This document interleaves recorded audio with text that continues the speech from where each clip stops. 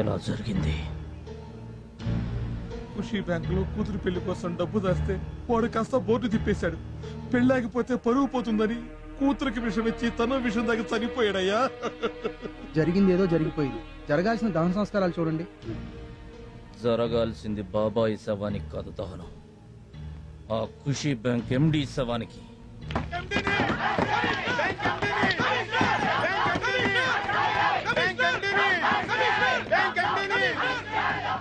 శవాలను తీసుకొచ్చి గొడవేంటి? కష్టార్జితాన్ని నమ్ముకున్న ఇలాంటి మనుషులు ఇంకొంతమంది సవాలుగా మారకముందే దోషులను అరెస్ట్ చేసి న్యాయం చేయండి సార్. ఏంటయ్యా న్యాయం చేసేది? అత్యాశకు పోతే ఇలాగే ఉంటుంది. అసలు ఎవడ కట్టమన్నాడా వెళ్ళనే? మంచి మాట అన్నారు సార్. ఇదే సంవత్సరం జనవరి 1న సగం ధరకే వస్తువంటూ మీరు ఒక స్కీమ్ ఓపెన్ చేశారు, గుర్తుందా? ఓపెన్ చేసినందుకు మీ నెత్తిన వాషింగ్ మెషిన్, కలర్ టీవీ పెట్టాడు, జనాల నెత్తిన బ్లేడ్ పెట్టాడు. అది మీరు కట్టమన్నట్టు కాదా? Shut up. ఓనర్ కంటే ఓపెన్ చేసిన వాళ్ళదే తప్ప? ఎస్, ముమ్మాటికి తప్పు వాళ్ళదే. రోజుకో Charminar bank, Balaji locker, Srivent chits, Vijetha agro farms, nice India అని ఇలా మోసానికి మారుపేరుగా రకరకాల కంపెనీలను political leaders, police officers, cinema యాక్టర్లు ఓపెన్ చేస్తున్నారు. మీరు ఓపెన్ చేసి వెళ్లిన తర్వాత మా కంపెనీలో మొదటి ఖాతా కమిషనర్ గారిది, రెండో ఖాతా ఎంపీ గారిది, మూడో ఖాతా సినిమా హీరో గారిదని జనాన్ని నమ్మిస్తున్నారు.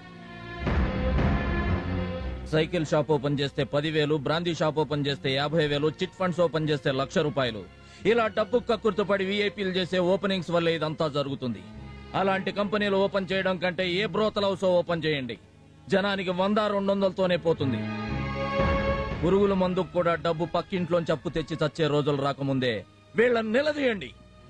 60 ఏళ్ల నుంచి దాచుకున్న సంపాదనను 6 నెలల్లో పోగొట్టుకుని ఇక సంపాదించుకునే శక్తి లేక, బతకడానికి దిక్కులేక, చివరికి అడుక్కోవడానికి కూడా ఓపిక లేని ఇలాంటి వృద్ధులను చూసైనా ఆపండి సార్ ఈ పనులు. మీ ప్రాబ్లం అంతా నాకు అర్థమైంది. బ్యాంకు మొత్తం సీజ్ చేశాం. ఉద్యోగులందరూ మా కస్టడీలోనే ఉన్నారు. ఎండి ఎక్కడున్నా వెంటనే అరెస్ట్ చేసి మీకు న్యాయం జరిగేలా చూస్తాను. సార్, మీరు న్యాయం చేస్తారన్న నమ్మకంతో తిరిగి వెళ్తున్నాం. మీరు చెప్పిన మాట గనక నిలబెట్టుకోపోతే వాడి ప్రాణాలు మేమే తీస్తాం.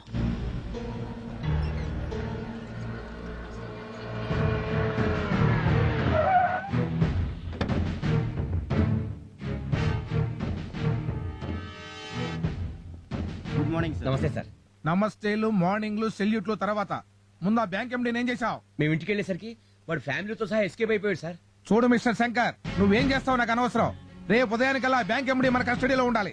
లేదంటే మన మీద, మన డిపార్ట్మెంట్ మీద జనానికి నమ్మకం పోతుంది. ఈ విషయం పెద్ద ఇష్యూ సీఎం గారి దృష్టికి వెళ్లక ముందే అతను అరెస్ట్ జరిగిపోవాలి. ఒళ్ళు దగ్గర పెట్టుకుని డ్యూటీ చేయండి. Take care. Yes sir.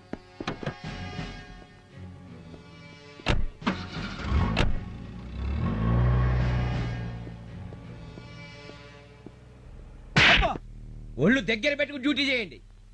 పై ఆఫీసర్లు అన్న తర్వాత కొడతాం, తిడతాం, అవసరమైతే ఉద్యోగం నుంచి పీకలతలు బారేస్తాం. పడాలి. నేను పడట్లా?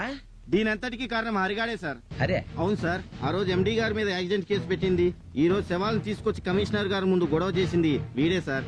ఎక్కడుంటాడు? పగలు హార్బర్ లో కూలీ అంట, రాత్రులు ఆటో డ్రైవర్ అంట. కోడి పుంజు కాటా కడితే చచ్చిపోయే ముందు కూడా ఎగిరెగిరి పడుతుందంట. వీడు అంతే. ఏం పీక్కుంటాడు పీక్కోమను. దేశంలో ఉన్న పెద్ద పెద్ద లాయర్లందరినీ పక్కన పెట్టుకుని విత్-ఇన్ అవర్స్ లో బెయిల్ మీద బయటకు వస్తా. డిపార్ట్మెంట్ లో అందరూ నాలాంటి ఆఫీసర్లే ఉండరండి, వాళ్ళు కూడా ఉంటారు. సరిగ్గా టైం చూసి నడి రోడ్లో బట్టలు లేకుండా కుక్కను కొట్టినట్టు కొట్టి తీసుకెడతారు. మన జాగ్రత్తలో మనం ఉండడం మంచిది. మరి ఆ హరిగాడి సంగతి? వాడో బచ్చా, నాకు వదిలేయండి. మరి ఇప్పుడు నన్ను ఏం చేయమంటావు? ఒంగోలు దగ్గర ఆదికేశవులని ఒక పవర్ఫుల్ లీడర్ ఉన్నాడు, మనకు బాగా కావలసిన వాడు. మీరు అక్కడ కొన్నాళ్ళు సైలెంట్ గా ఉండండి. తప్పదా? మరో దారి లేదు. మీరు కంట్రీ దాటి బయటకు వెళ్ళకుండా ఎయిర్పోర్ట్ లో భారీ బందోబస్తు పెట్టారు. నా మాట వినండి. సరే.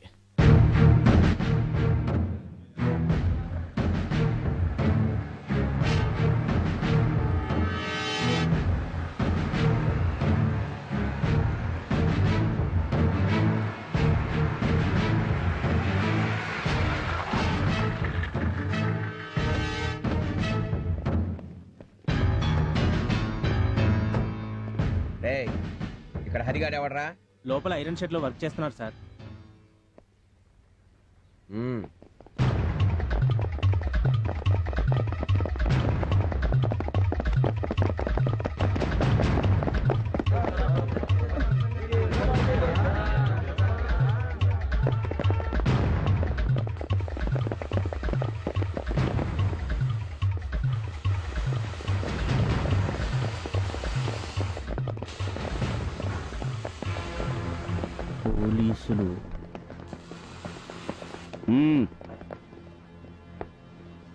నిన్ను సిఐ గారు రమ్మంటున్నారు.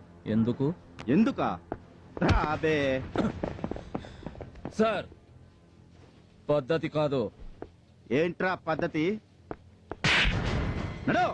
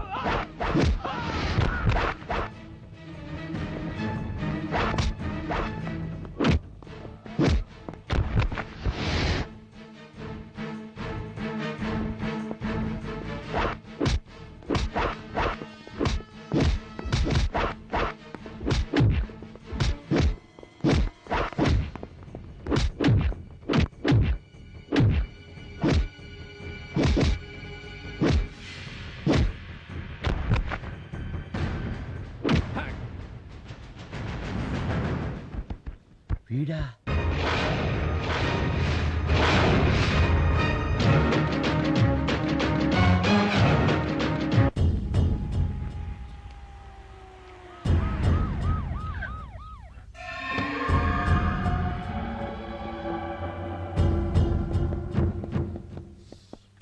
ఏమైందయ్యా? కరవనీకి కుక్కలు తరుముతుండాయా? సంపనీకి శత్రువులు తరుముతుండారా?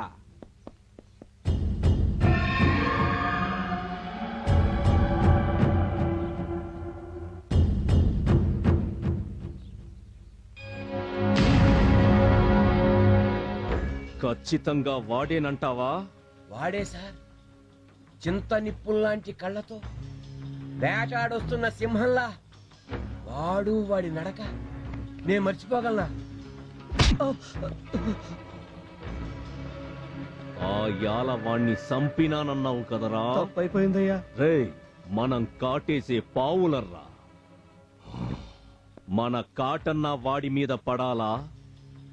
వాని కర్రన్నా మన మీద వెరగాల. నాకు అబద్ధం చెప్పిన నువ్వు చావాలా?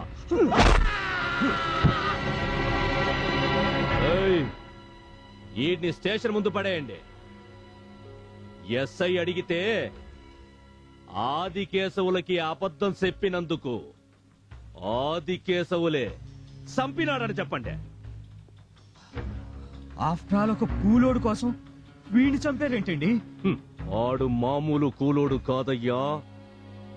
ఎవని పేరు చెపితే మా గుండెకాయలు జారిపోతాయో, ఎవడు చిటికేస్తే ఈ ఇంటి పునాదులు కదులుతాయో, ఎవని రాక కోసం ఈ ఊరి జనం 1000 దేవుళ్ళకి మొక్కుతాండ్రో వాడే వాడే నా కొడుకుని నిలువునా సంపిన నా శత్రువు హరిశ్చంద్ర ప్రసాద్. వాడికి ఇంత చరిత్ర ఉందా?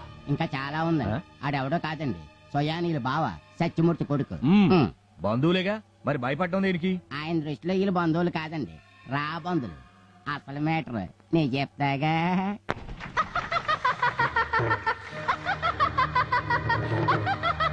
పాంచాలి పంచభద్రుక.